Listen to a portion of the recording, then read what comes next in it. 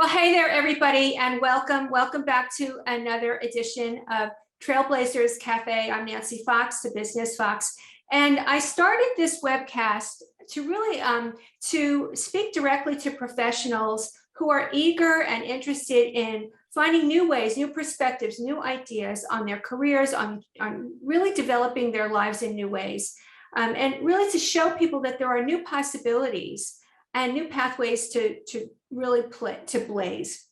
I've got some really great guests, and today I have two amazing guys. I can't wait to introduce you, but I want you to know that this series is really all about reimagining your life. So the windows are open, the doors are open, and I can't wait to dive in. So I want to introduce you to two really very special gentlemen, young guys.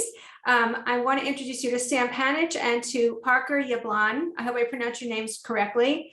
And do these guys not look like accountants and people who work for EY? Oh God, you're pulling that out right now, Nancy, right at the beginning? Of course I did. Well, I'm very excited to have you because on one hand, you guys have very traditional JOBs at one of the most traditional corporations in the world, Ernst & Young. So obviously you're wearing more than one hat, literally. So I want to just sort of say that, you tell everybody what your day job is. And then you also founded something very, very unique. You founded a podcast called Elevation Nation. So let me read to our listeners and watchers what this really is, which I loved your tagline. The Elevation Nation, it's time for young adults to conquer the real world by figuring out who you are, what you want, and how to get there. And I think that is just so killer, that how you came up with this. So I really want to dive into that. But first, tell us a little bit about your day jobs. And I don't care who goes first. I'll go first. All right, cool. Sam usually jumps out. He's like, I want to go first because I just want to tell Parker's story right with mine because our stories are actually very, very similar. So my name's Parker Yablon.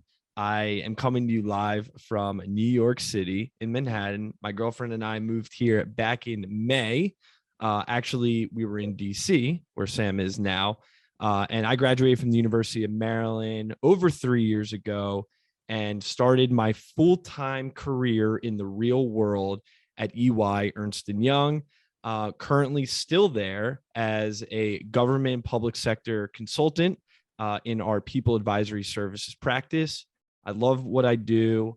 And then on top of that, I get to talk with my best friend 2 times a week, starting another company on the side as our little side hustle that has turned into much more than just a side hustle. But I'm sure we'll get all into that in a bit. So I'm happy to be here, Nancy. I'm really excited for this. Thanks for being here. Great. Thank you, Parker. And Sam, what about you? Yeah, thank you, Nancy. My name is Sam Panitch. I also went to the University of Maryland where I met and made my best friend here, Parker Yablon. And I work in our EY design studios where I help create user experiences in apps and websites and across digital fronts for our clients. I also love my job. I get to work with some really creative and amazing people all day. And like Parker said, on the side, we have this little, not so little thing going anymore called Elevation Nation. And it's a podcast and a couple other things that we'll get into with you, Nancy, but we're excited that you wanted to talk with two gentlemen like us. We're hyped. Thanks for having us. Well, I'm so excited because first of all, I met you guys through Sam's father. And, I've been part of very traditional networking groups for a long time. But what you guys are doing are a lot more, I'm really interested in what you guys are up to, because that's sort of where I get really jazzed up about that. So the first thing I know you got this podcast, we're going to talk about what it is and what's happening with it. But first, I want to dive in because you're doing something, you've got these traditional jobs, which you love, but you're also doing a side hustle, which used to be very, taboo. Like you couldn't, companies wouldn't let you do it. Mm-hmm. It used to be, you'd hide away if you even, attempted it. You wouldn't talk about it. And now it's like right out in the open. So how did you get that? How did you get there?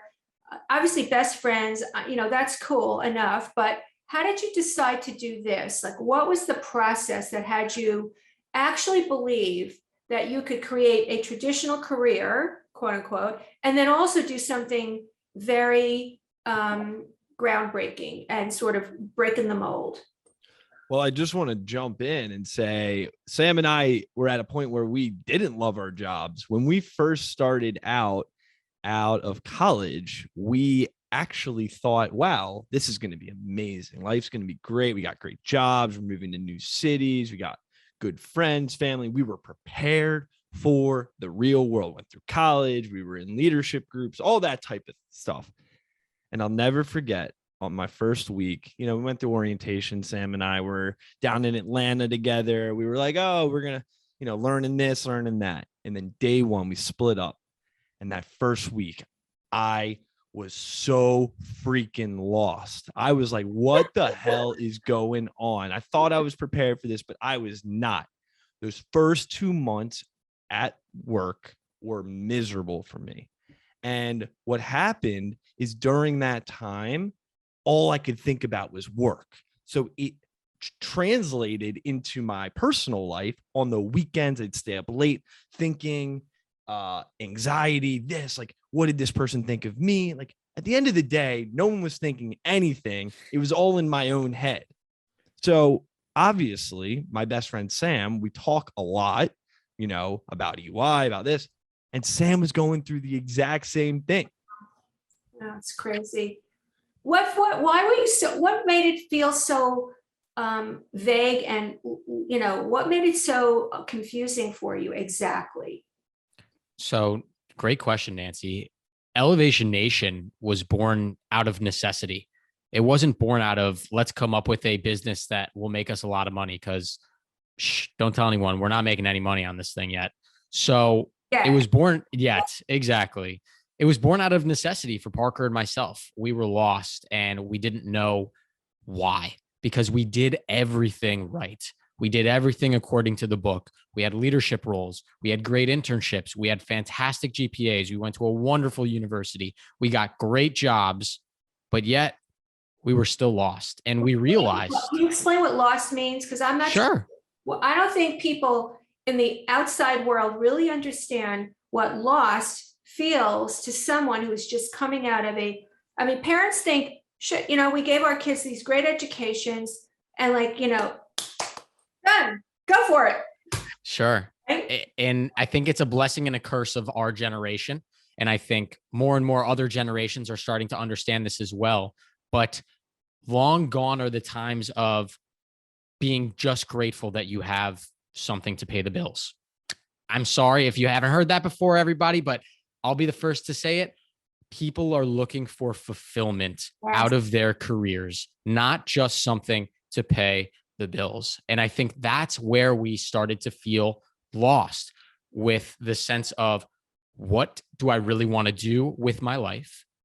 Who am I as a person at my core? I know I'm Sam Panitch, the Maryland Terp grad, but who am I truly in my heart? And what value am I going to bring to the world? How am I going to get there and get to that point where I feel like I am conquering the real world? All of those questions did not have answers in my head. I knew that I needed something else to give me that fulfillment, to give me that purpose, to find who Sam Panitch was, but I couldn't find it. And that scared the living daylights out of me, because again, we did everything, quote unquote, right. Everyone told us, go get a good degree from a Big Ten school, go get a job. You'll have made it. And we made it. And I looked around and I said, holy crap, is this the next 40 years of my life? I totally agree with everything Sam said. But on top of that, when we talk about lost, I'll give you a little anecdote here. So it was like the first month at work, and one of the leaders on my first project, I was so nervous but excited. At this time, I was like, okay, what's going on? I go into a meeting, and it was a really, really simple task that I had to do. And the leader brings me in and he says, so can you explain what you did? And in 10 minutes, I just rambled had so much anxiety. I was like, what the hell is going on? And he said, Parker, stop. Pulls up a presentation on communication skills. Granted, I sat there for the next 20 minutes getting lectured by this leader about how to communicate well. My entire life, I have always been known as a good communicator. And there I am sitting in the job as a full-time employee getting paid for this. And this guy is literally telling me that, wow, you really suck at communicating. And you got a good when you talk right about now. loss, Right? No, but when you talk about lost, yeah, I got it. You walk away from that meeting and you're like, dang, like you lose that sense of touch with yourself. Yeah. The self-awareness aspect that we talk about at Elevation Nation, at that time, I was like, wow, who really am I? Like, am I supposed to be here? Imposter syndrome was like crazy because I was sitting there like, I'm not supposed to be here. And that continued. And that had a really big impact on me that first year. And it was really, really challenging to get out of. That is such a great example. And I think a lot of times, you have great, I will bet anything that your communication skills are fabulous. And that what happened for you is this got in the way and you started, of course, you started, like vomiting everything out. And it was because you were just nervous about really, you're in a room full of experienced people who are evaluating, and you know that they're evaluating everything that's coming out of your mouth, every posture that you have. So I really get that no matter how prepared we are, we're not prepared. Any new circumstance, we can't be prepared. But when you are, the newest guy on the block and other, the more senior guys are, and by the way, there are some people who just love to teach you how to do it better, right? They just love to let you know you got a lot of work to do, right? Yeah, I mean, granted, it wasn't a dig at me, I don't think. It was, but for me personally, sitting there like, what? Wait, what? Like, I thought I learned this stuff. I thought I was supposed to be like, I went to school to learn how to be this. And now I'm here sitting there like, dang, the next 40 years, like Sam said, oh, I don't even know where this is going to go. So what did you guys do with these really earth-shaking experiences? Week one, first meeting, like what'd you do about that? So what happened? How'd you address it? It's a wonderful question. And this is kind of the birth of Elevation Nation when, I talk to Parker almost every night saying, what happened to you today? Oh my God, I had my first work nightmare, which I will never forget. Very scary. Don't wish that upon anybody. Really? Right. And so we started to have these discussions. And I said, dude, we got to get together. I was in New York at the time. Parker was in DC. We met in the middle at a beach house, his parents' condo, and we locked ourselves in there. It was not summer weather either. It was February and it was freezing cold. And we went to the store. We bought 1,000 Post-it notes, Sharpies, some poster board. And sorry, don't tell Parker's mother, but we started sticking things all over the sliding glass doors everywhere. Ideas, concepts, struggles we were having, how we felt, what we were going through, things we were taught in college, things we thought were missing from college. We just put it up all on this board, didn't leave this room for a few days. Wow. And tried to figure out what is missing from our lives. Again, this is not to start a business. This was not this whole concept of us to get rich and make money. This was, what does Sam Panitch and Parker Yablon need to not feel lost anymore? And I want that you to is where, picture this right now. Like, we're two 23-year-old dudes. Okay. At 23 years old, you would think people are going to bars on the weekend, enjoying themselves, socializing. When I say we were in a room for 48 hours, literally trying to figure out life, that is what happened with sticky notes. I think so. Here's the thing, you guys. This is, first of all, you need to, I'm going to take a picture of my sliding glass doors in my office because you will laugh, because that looks exactly like what you're describing. Not about my life purpose, because I've gone through that more than once, which we'll have another conversation about, but I want you to know, I think that adults in other generations have no friggin' idea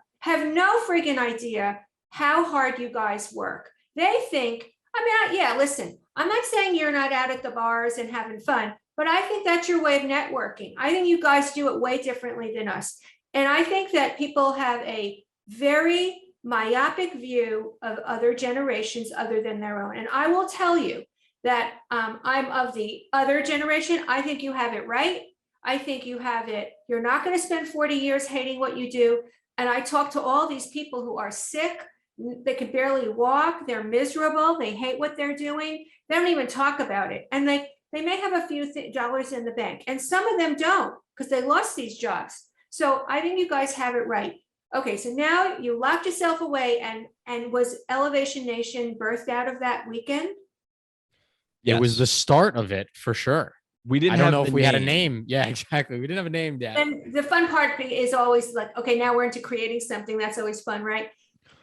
Well, I think, what's fun about that is you don't know where it's going next. Little did Sam and I know there was something called the COVID-19 pandemic that obviously Slight detour. you would Yeah. think hindered everything that we were doing, but it allowed us to spend a ton of time together because no one else was doing anything, to start iterating more and more on this idea. How, so we were never like, The universe conspired with you. It was very good. exactly. I mean, it was a really interesting time. And, we were thinking during like the first 6 months of the pandemic, how do we start something around this? How do we start something around this? We wrote workbooks, we wrote frameworks, we wrote questions, we wrote things in this. It took us 6 months, Nancy, to figure out this idea for Elevation Nation. But it was such a, once you realized how much discomfort, let's use the word discomfort you were in, and how intolerable that was, and how you just couldn't go, marching into the office every day, same old, same old, same old, without addressing the passion that you had to fix it, in your own way, then this wouldn't have been birthed. And you're just so not alone. So let me ask you, okay, let me just tell some people, like, I love some of your topics. So some of the topics that you're, first of all, you do this, I love this, fortitude in 15. So you do that, every other week or something? Every week. Every week. So fortitude in 15, which means it's a shorter cast, but it's all about something, some obstacle that you're overcoming, some issue to really maintain persistence and determination and my word is unstoppability, right? Okay, and you're also here.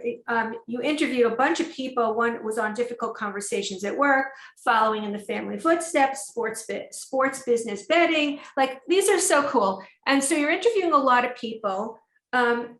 What I want to know, because we could talk about this for a long time. What do you want this to be? What are people telling you they want from this? Do you have a vision for it, or are you just allowing this experience and the project to evolve and show you what it should be? That's a fantastic question. And I think the answer to that goes back in why we started Elevation Nation, which was a little bit of twofold, right? Out of necessity for Parker and myself to help us find direction, purpose, and mental fortitude, which is what we love to preach that young people are missing. We needed that in our lives. So I would say it's a lot of making sure that Parker and I can stay on track with growing and elevating ourselves. And now it's also evolved, which is cool, into helping other people elevate their lives. And so I think that is a moving target. As Parker and I go through life, we're having different challenges and different problems that we run into. And we're hearing from new people, well, have you ever thought about this? Or how are you dealing with working virtually forever, right? And all these new concepts are coming up that our generation is having to face.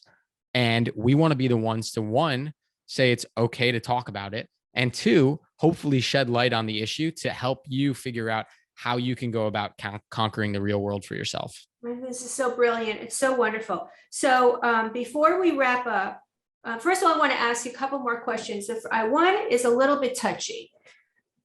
Whatever. We like touchy. Okay. We like to get vulnerable. Well, I'll tell you that. You're two guys, two dudes. What about the women? Women are, in my experience,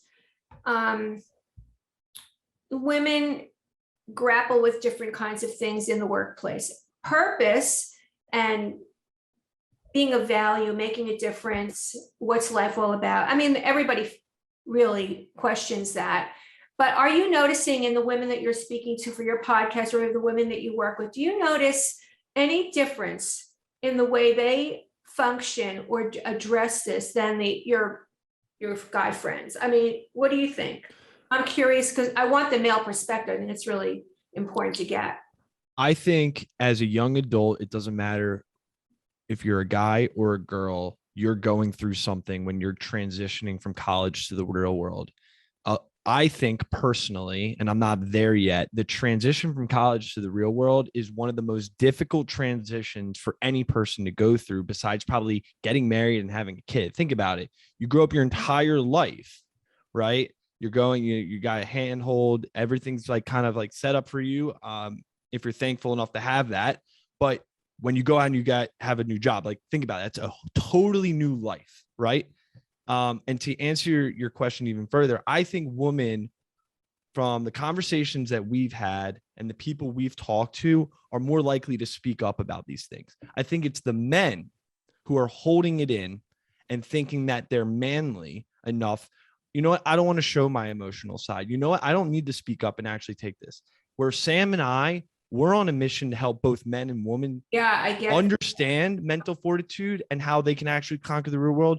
But inherently in Elevation Nation, it's helping guys open up and say it's okay to get a little emotional. It's okay to get a little introspective, a little vulnerable, to overcome a problem rather than hold it all in. Yes. Because at the end of the day, right, Nancy, being mentally tough, okay, it looks good, it sounds good. That's not what mental fortitude is all about, which we preach on the Elevation Nation podcast. Mental fortitude is about being in tune with yourself and being driven and vulnerable enough with yourself to go where you want to go. And that's what's fun about this thing. This is fascinating, because what you just shared just sort of blew my socks off, really. I think you're right.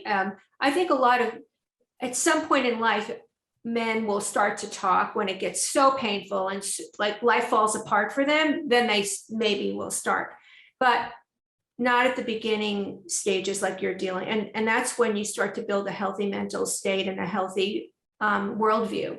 So kudos, this is just really awesome. One other question I want to ask you is, okay, so you've carved out new pathways, you're breaking some molds, you're going out on a limb in many ways. You're talking to some great people. How will other people, young, middle, older, whatever, how are they going to be other trailblazers like you? Like, how do we get people to stop just following like cattle, right? That's what basically the whole thing is. Like, it's like we're cattle, right? Get out of college, get a job, get a paycheck, have a W-2. You can't get a mortgage without a W-2. It's ridiculous. How do we get other trailblazers to buy in to your dream, your vision, and your vulnerability message? 2 words, Nancy. Elevation. I'll let Sam say it, but it's 2 words. Parker, you know, we have the same brain now at this point. It's mental fortitude, Nancy. That's the missing piece. That's what was not taught to us in high school or college. And it's that missing link that young people need to realize that they can blaze their own trail, and they need to have self-awareness, knowing who they are, the vision to know what trail they want to blaze. And then they need to be honest with themselves and hold themselves accountable to go and set fire to that trail. Right. And until you have the mental fortitude to do that, you will probably, like you said, be a cattle and a follower. But once you learn to develop mental fortitude, and anyone can do it, it's a mindset shift. You're not born with it. It's something that you can learn over time if you work at it. Once you have that mental fortitude, you can blaze not only one trail, but as many trails as you like. It's so true. I didn't really, no one taught that to me till I was in my 40s, unfortunately, but I caught up. And you guys are so inspiring. So where can people, all right, so, okay, self-promotion, billboard right now. Where do they find you? How do we find you? What should totally. Well, We release a podcast episode every Tuesday with a guest and every Thursday with just Sam and myself. It's called the Elevation Nation podcast. It can be found on Spotify, Apple Podcast, and Google Podcast.